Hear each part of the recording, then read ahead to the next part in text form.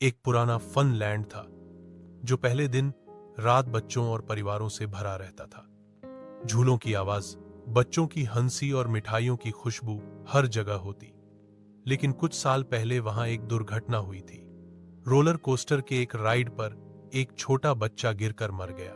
उस दिन के बाद से फन लैंड बंद कर दिया गया। लोगों का कहना था कि रात के अंधेरों में अभी भी सवारी चलती है और उस बच्चे की चीखने की आवाज आती है।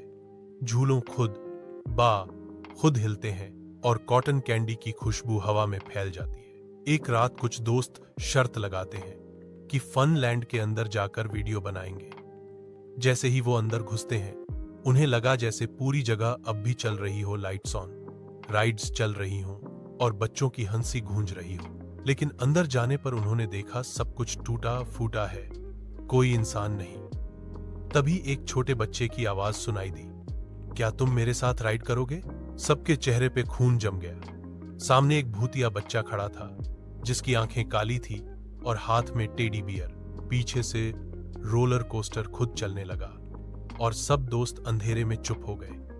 अगली सुबह पुलिस ने फन लैंड के गेट पे उनके फोन मिले जिसमें सिर्फ एक वीडियो रिकॉर्ड थी। एक बच्चा कैमरा की तरफ मुस्कुराता हुआ कह रहा था, अब तुम सब हमेशा मेरे साथ यहां रहोगे।